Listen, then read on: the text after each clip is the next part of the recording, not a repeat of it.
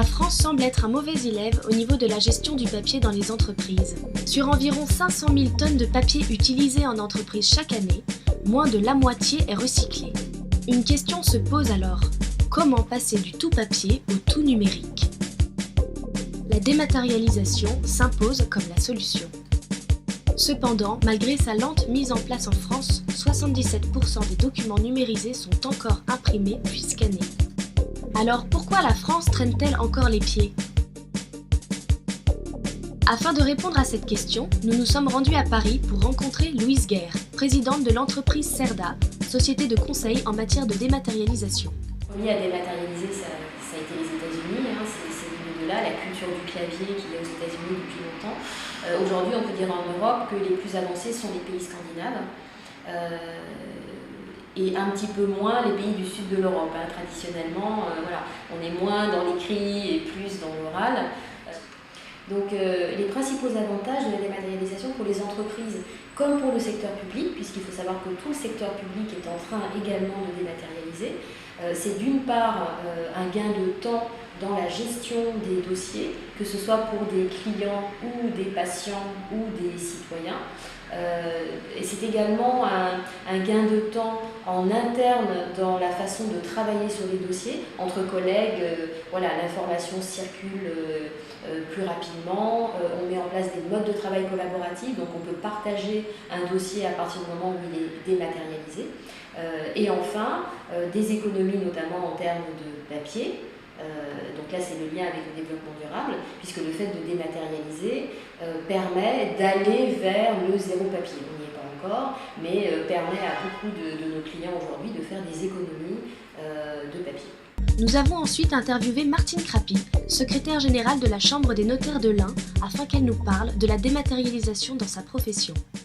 Alors, le processus de dématérialisation du notariat a commencé déjà très tôt, parce qu'on a une association qui s'appelle l'ADSN, qui est une association de développement du service notarial, qui aide donc la profession à se doter de nouveaux outils qui donnent une image très moderne. Le notaire a aussi une obligation de garder ses consentements au moins 75 ans dans les études.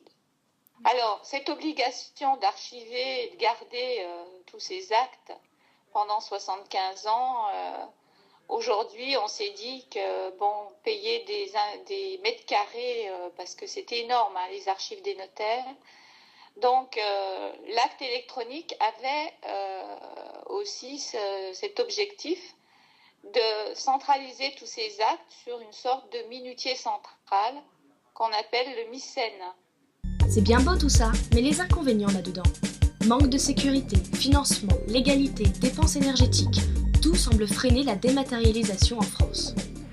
Alors les principaux freins, il faut savoir que ce sont des freins essentiellement d'ordre juridique souvent. Après, évidemment, on peut dire qu'il y a des problèmes de moyens, d'investissement, d'informatique, etc. Mais aujourd'hui, beaucoup d'entreprises ou d'administrations et de collectivités se posent encore la question de la valeur juridique de la dématérialisation. Ce qu'il faut savoir, c'est que la dématérialisation est en train de se généraliser. On parle de full démat aujourd'hui, puisque quasiment tous les documents aujourd'hui qui sont dématérialisés en respectant certaines règles, bien évidemment, ont une valeur juridique. Donc le frein juridique est en train de sauter partout. Il faut savoir aussi que, comme je vous disais, les premiers systèmes de gestion électronique des documents, c'est né en même temps que notre entreprise il y a 30 ans. Donc il y a 30, 20, 10 ans, c'est des systèmes qui coûtaient encore très très cher. Oui.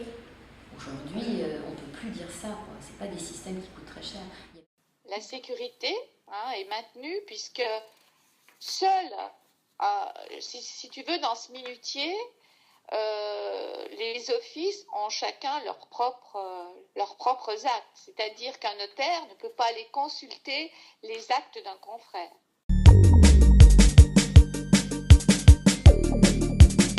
On est en train de passer d'un droit à la dématérialisation à une obligation de dématérialisation.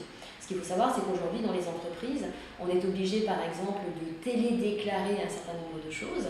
Quand on paye sa TVA, c'est plus avec un bordereau, un chèque, tout est dématérialisé. Donc il y a cette obligation de dématérialiser. Demain, les entreprises vont devoir envoyer leur bilan sous forme dématérialisée.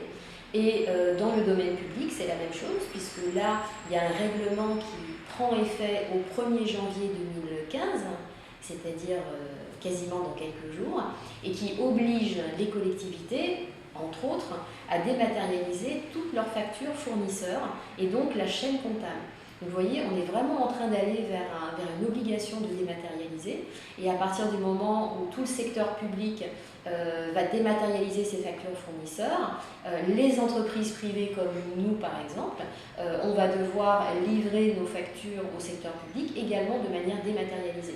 Donc là on est vraiment en phase de généralisation, et je pense que là énormément de freins sont levés, et d'ailleurs beaucoup d'entreprises sont en train d'avancer sur la dématérialisation. La France est très avancée, puisqu'en fait on a toujours été assez pionnier en matière d'administration, la e-administration dont on parle depuis plus de 10 ans.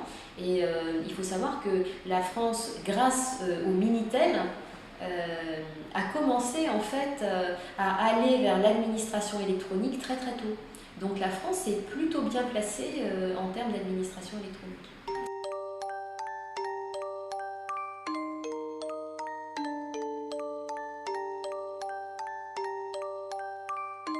Finalement, pas si mal la France.